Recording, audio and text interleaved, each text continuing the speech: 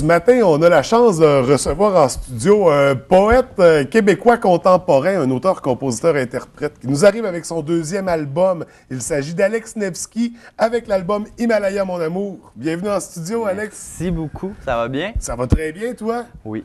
Écoute, on profite de ton passage. Tu es en tournée présentement. Ouais. Justement, tournée de spectacle de ton deuxième album, ton nouvel album. Comment ça va jusqu'à maintenant, la tournée? Ça débute en fait que c'est smooth. Puis là, on monte un nouveau show en fait en ce moment.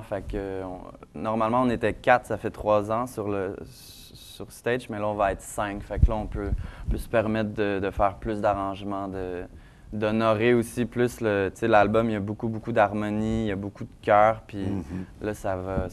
Tout le monde chante dans le show, fait que c'est vraiment le fun. Il y a beaucoup de gens qui participent à l'album. Tu es auteur, compositeur, interprète, originaire de Granby. C'est quoi ton parcours musical? On sait qu'il y a un gros festival à Granby. On sait qu'il y a un zoo à Granby. On sait qu'est-ce qu'il y a d'autre? Pas grand-chose. Des résidents. Oui, des résidents, c'est vrai. C'est quoi ton parcours? Qu'est-ce qui t'a amené vers la musique? Le rap, à la base, c'est ça. Toute mon adolescence, quand j'ai arrêté de fumer du pot, j'ai quand même continué d'écouter du rap. Puis...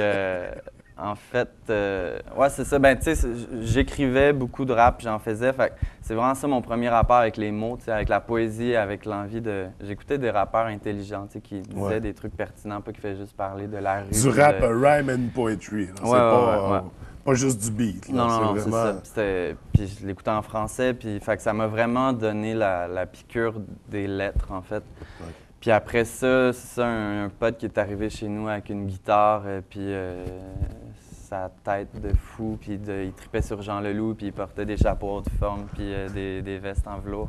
Puis j'ai vraiment buzzé sur cet ami-là, j'ai fait ouais, la musique c'est cool, là, puis la guitare. Puis au même moment, ma mère aménageait avec son nouveau chum, qui lui était musicien, fait que dans la cave, il y avait drum, bass, guitare, piano. Puis là, d'un coup, tu sais, avant, j'avais jamais été mis en contact avec aucun instrument, puis là, je pouvais jouer de tout. Là, Fait que c'est la musique qui est venue à toi. Ouais, vraiment, ça a été... ouais, c'est ça. Je sais pas trop pourquoi. Puis là, c'est ça, avec ces 3 accords-là, j'ai envoyé un petit démo J'avais appris 2 tunes avec 3 accords. Puis là, j'ai envoyé un démo pour rentrer à l'École nationale de la chanson, puis ils m'ont accepté. Puis là, c'est vraiment là que j'ai comme appris les bases du métier d'auteur-compositeur. Là, à ce moment-là, on est loin du rap du début, là. Sauf peut-être au niveau de l'écriture, parce que c'est ce qui t'a inspiré. C'est ça, tu sais, au niveau poétique, là, où ça restait dans les mêmes patterns. Veux pas, c'est du travail rythmique, puis c'est des assonances, puis c'est des rimes.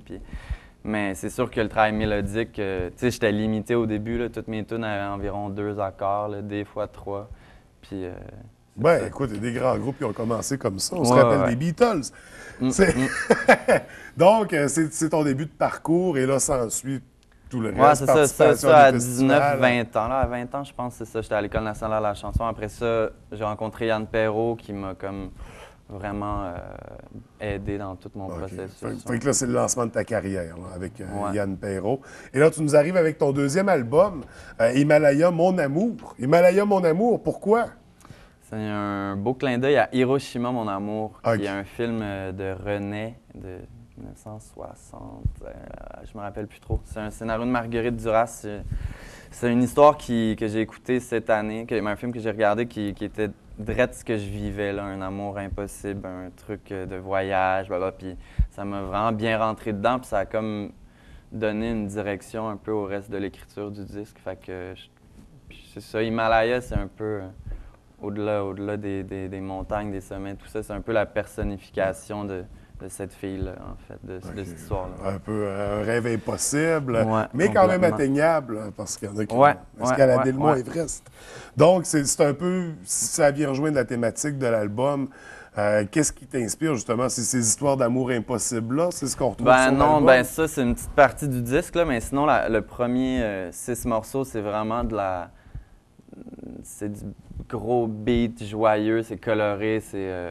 autant ça, il y a une chanson qui s'appelle Les Coloriers, qui est un roman d'Alexandre Jardin, qui m'inspire, qui m'amène de la liberté, puis à de la magie, puis un je m'en foutisme comme de l'ordre établi, là, puis je le lis à chaque année, puis c'est juste une toune inspirée de ça, puis j'ai une toune inspirée de la Nuit de la poésie aussi que j'ai regardé sur le site de l'ONF, on peut voir ça, la Nuit de la poésie. Tu t'inspires beaucoup justement d'autres œuvres, parce que là, on parle d'un film, on parle de livres, Fait que toi, c'est un peu comme ça dans ton processus de création? Ben non, en fait, c'est pas volontaire, là. C'est plutôt, je regarde un truc ou je lis un truc, puis je suis comme, wow, man, OK, tu sais, ça me parle vraiment, puis c'est pas une décision d'écrire là-dessus, c'est que je vais être c'est ça, c'est que j'écris là-dessus, puis je fais, ah, ouais, OK, tu sais.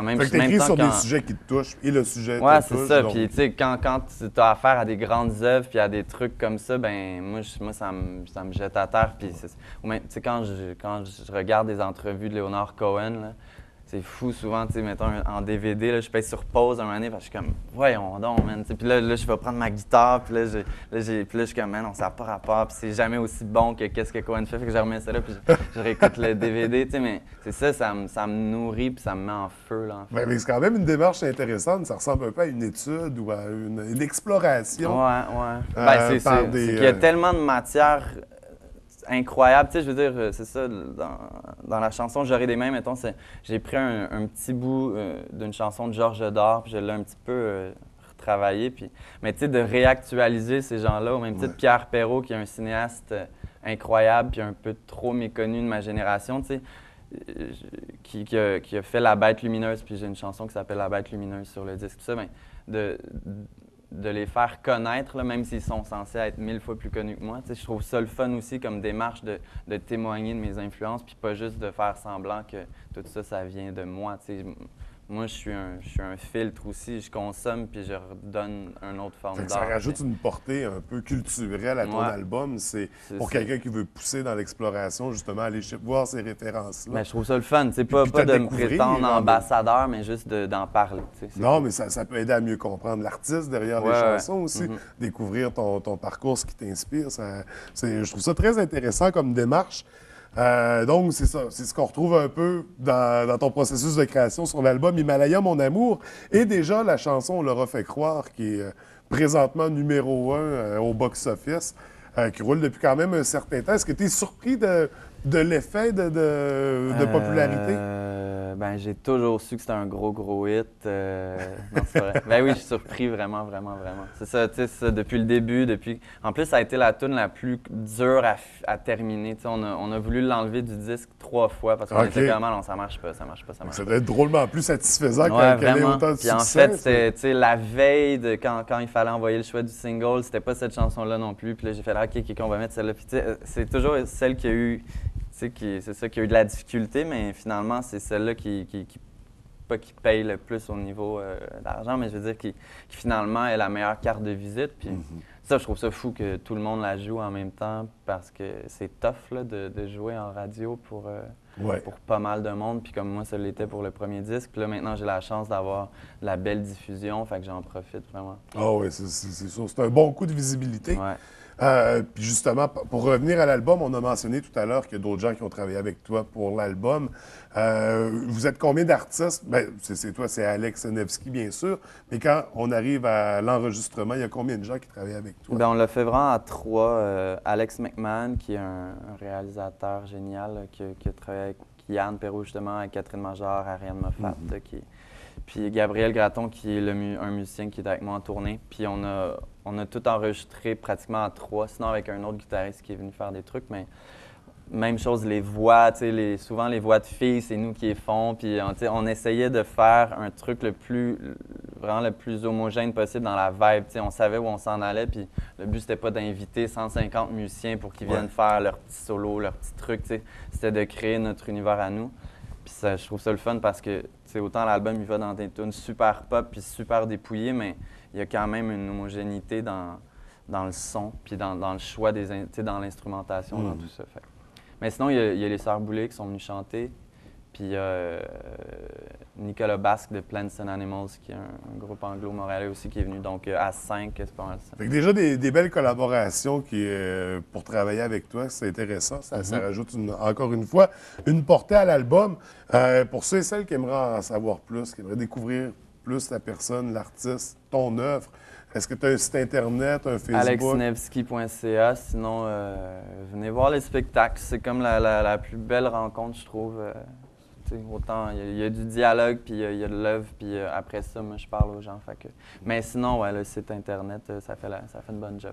Et là, il est peut-être un peu trop pour poser la question, mais as-tu un 3e album en cours de conception? Je veux pas penser à ça. Pas OK, là, t'es dans le 2e. Ouais, complètement. Il est sorti, ça fait 2 mois, là, fait que j'ai plus de matière. Profiter de la vague. Puis, ouais, complètement.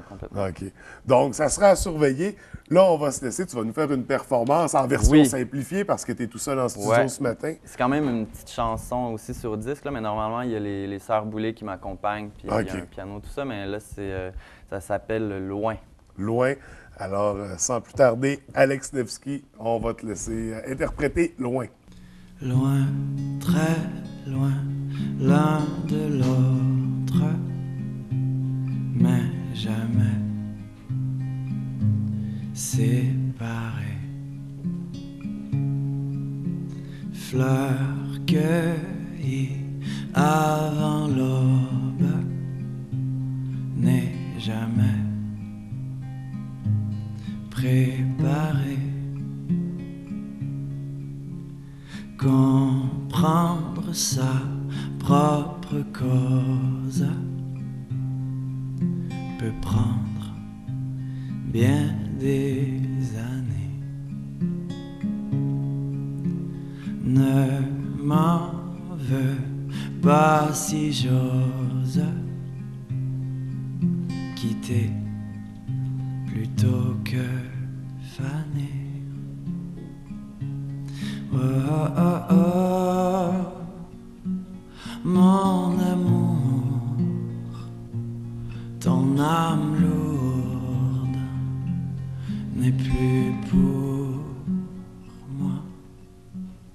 Oh, oh, oh, mon amour, mon âme lourde n'est plus pour toi.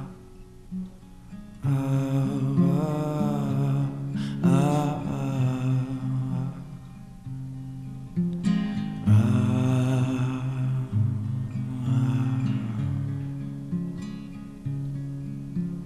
toute fleur n'est pas rose, mais chaque pleurs est salée. Notre histoire grandiose, devrais-je la laisser aller? Oh, oh, oh, mon amour, ton âme lourde n'est plus pour moi. Oh, oh, mon amour, mon âme lourde n'est plus pour toi. Oh, oh, oh,